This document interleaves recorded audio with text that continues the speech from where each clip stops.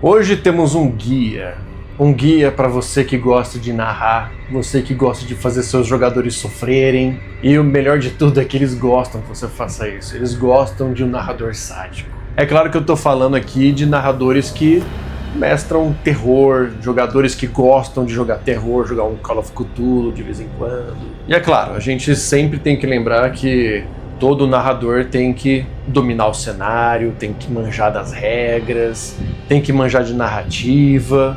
Mas eu, como gosto de narrar um terrorzinho, eu descobri algumas coisas que eu fui testando ao longo do tempo e eu vi que foi funcionando. O que eu vou apresentar para vocês aqui não é nenhuma verdade absoluta, tá? Mas funcionou para mim. Quem sabe funciona para vocês também. Meu nome é Leandro Novo, sou narrador de RPG e eu mestro jogos de terror. Sim, não sou do tipo que gosta de D&D. De vez em quando eu até pulo para uma outra área e narro um Senhor dos Anéis, que é uma coisa que eu gosto bastante, um cyberpunk, mas eu não fujo muito da parada que eu curto mesmo, que é terror. Se você gosta desse tipo de conteúdo, RPGs de terror, dicas de narrativa, já se inscreve, já curte o vídeo e já compartilha com aquela galera que gosta também, para dar uma força pro canal. Um canal novo tá começando, beleza? Vamos aí então. Então aqui vão algumas dicas para um narrador terrível, ou narrador de terror, como você preferir. E sim, vai soar um pouco sacana. Você, para narrar terror, você precisa ter um pouquinho de sacana. Você vai entender por quê. Uma coisa que eu sempre costumo fazer é manter os jogadores no limite. É pressão o tempo todo. Mesmo se os jogadores estiverem numa cena do cotidiano, uma cena tranquilinha, não está acontecendo nada de sobrenatural, nem nada disso, mas você tem que deixar alguma coisa errada no ar. Tem que deixar aquela pulga atrás da orelha da galera logo de início. Seja do jeito que você está narrando, um jeito mais pausado, um jeito mais sério, de uma forma mais séria, para os jogadores entenderem que você não está brincando.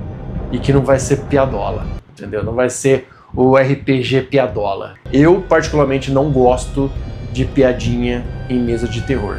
Se você é o jogador que fica fazendo piadinha no terror, eu entendo, cara. Eu entendo que é pra dar aquela aliviada, pra tirar um pouquinho da pressão, mas às vezes isso é ruim, porque nem todo mundo sabe fazer piadinha, tá? Se você é o jogador que gosta de fazer piadinha em jogo de terror, em RPG de terror, cara, cuidado, porque, cara, você precisa ser um comediante muito bom para fazer uma piadinha no timing, que não vai quebrar o clima, não vai quebrar a imersão da mesa. Terror é o tipo de narrativa que é delicada, tá? Para você quebrar a imersão, quebrar o clima ali, é muito fácil. Mas assim, eu tô falando das minhas mesas, né? Às vezes você tem grupos aí, narradores aí que são mais tranquilos referente a isso, mas eu sou bem chato. Mas, voltando aqui, tá? Então, primeira coisa, mantenha os jogadores no limite, pressão o tempo todo, tá? E já mostra logo de cara que você não tá pra brincadeira. Pode ser uma cena tranquila, uma cena sem nada acontecendo, nada demais acontecendo, mas a sua fala, o seu jeito de narrar, o seu jeito de descrever a cena tem que passar a sensação de que coisas muito ruins vão acontecer logo. Eu gosto de inspirar incertezas na narrativa. E você já começa a plantar uma sementinha de dúvida ali. Uma coisa bem simples, cara. Por exemplo, um ente querido do personagem dos jogadores.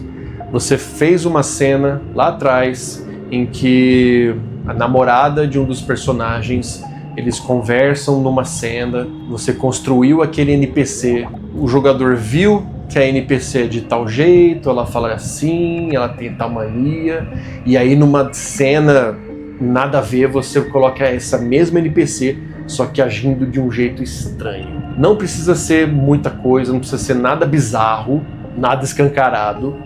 Ela fala de um jeito diferente, ela se move de um jeito diferente. Então assim, tem que ser sutil. Mas a sensação de estranheza com certeza vai vir, tá? E você vai ver isso na cara do jogador. Então, Mantenha esse tipo de coisa. Com o tempo você vai pegando essa técnica e vai aprimorando isso, vai ficar bem interessante. Vamos falar aqui sobre sofrimento, porque assim, uma novidade, jogadores de terror gostam de sofrer. Ou melhor, gostam que os personagens deles sofram, você entendeu, né? Isso aí já é uma coisa muito batida já, se você parar para perceber. Tem muitos filmes, muitos livros que fazem assim. Por exemplo, a gente tem um vínculo muito grande quando a gente vê um personagem em um filme, em uma cena em que ele está sofrendo, em que ele está sendo exposto, em que ele está sendo humilhado, em que ele está passando por alguma dificuldade. Já gera um vínculo de empatia muito forte por esse personagem. Vocês podem reparar que muitos filmes já fazem isso, muitas séries de TV, e no RPG não é diferente. Faça os personagens passarem por coisas ruins a maior parte do tempo, tá? Faça isso a maior parte do tempo, o jogador vai criar um vínculo. Às vezes ele nem vai perceber isso, mas ele vai criar um vínculo com esse personagem muito forte, e isso é muito bom para uma mesa de terror. Vamos combinar que jogadores chamado de Cthulhu não vão estar lá jogando Cthulhu para matar monstro e para fazer aventura, para ganhar XP, mesmo porque o sistema nem tem isso, tá? O sofrimento para uma mesa de terror, para jogadores maduros, tá? É legal, é uma coisa que você tem que abordar também na sua narrativa, para ser um narrador terrível. Nada reforça mais esse vínculo do que aquele roleplay solo de 5 minutinhos com cada um da mesa, entendeu? Não vai tomar muito tempo do resto da galera, você vai focar em uma ceninha boba, tá? De cada um dos personagens ali, pode ser logo no começo do jogo, para já criar esse vínculo logo de cara, entendeu? Logo de cara. Já começa uma cena mostrando um drama pessoal do personagem e pega pesado, cara. Pega pesado sim, tá? E o jogador já vai conseguir logo de cara perceber onde que ele tá pisando já, quando ele tá naquele jogo, na pele daquele personagem. A imersão vai estar sendo construída logo de cara já. Então, lembre-se de fazer seus jogadores sofrerem. Vou reformular a frase. Lembre-se de fazer os personagens dos jogadores sofrerem. Você entendeu, né, mano? Então eu já falei aqui da pressão, da incerteza, do sofrimento, e agora a gente vai falar de uma coisa muito importante. Evite o desperdício. Não mate os personagens logo de cara. Isso pode parecer muito contraditório, né? Eu mesmo já falei que em jogos de terror personagens morrem, tem que morrer, o grupo tem que ter TPK, tem que acontecer tal coisa, monstro, não sei o quê. Mas calma, segura a mão, aguenta. Por quê? Vamos pegar filmes de terror, por exemplo, tá? Filmes de terror são uma escola. Se você quer ser um narrador terrível, assista filmes de terror. Provavelmente você mestra RPGs de terror, você já gosta de terror e já assiste filmes de terror. Vale a pena reforçar aqui, tá? Os filmes de terror ensinam muita coisa. Inclusive, se você gosta desse tipo de tema, comenta aqui embaixo que eu vou analisar alguns filmes e vou extrair algumas lições desses filmes para você aplicar na sua mesa de jogo. Antes de continuar, eu quero avisar que esse vídeo está sendo patrocinado pela Wolfpack. É uma loja online de camisetas com temas de RPG. E você usando o cupom PLAYDARK10, você tem 10% de desconto no carrinho. O link está aqui embaixo, o cupom também, aproveita. São camisetas 100% algodão, estampas exclusivas, tem estampas muito legais, tem estampas de Cthulhu, estampas de Cult, estampas de lobisomem, canecas e muito mais. Confere lá. Como eu falei, gente, evitem matar personagens muito cedo em seus jogos de terror. O que seria o filme Alien se a Ripley morresse logo no começo? É claro que a gente tem casos como Psicose, em que a protagonista morre no meio do filme, mas ali são raras exceções. Tem que ter um porquê você ter feito isso no meio do jogo.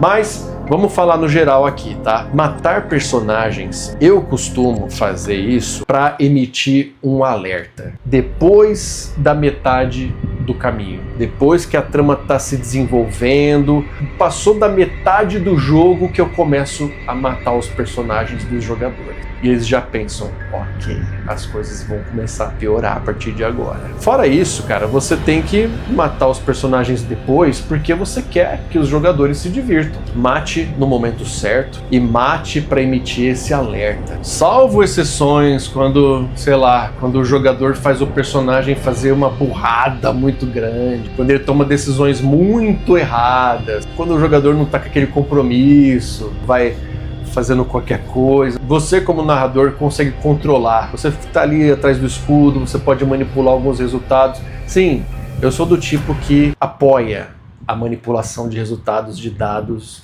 por parte do narrador, porque o narrador é quem tá contando a história e ele sabe onde ele quer chegar, entendeu? Você começa a eliminar personagens dos jogadores, não os NPCs. NPCs você começa a matar logo de cara já, se você quiser, porque daí você já vai mostrar o nível de ameaça do seu jogo. Mas personagens dos jogadores, eu aconselho, eu costumo usar isso, tá? A partir do início do terceiro ato, né? Primeiro, segundo e terceiro ato, que é o final, para você começar já a mostrar que as coisas vão piorar a partir de agora. Tem que servir como um sinal de que está chegando no fim, de que as coisas vão... a ameaça vai começar a subir o nível a partir de agora. E até agora eles estavam jogando na maciota. Apesar de você ter feito eles sofrerem esse tempo todo, a campanha inteira, é no final que você vai dar esse alívio.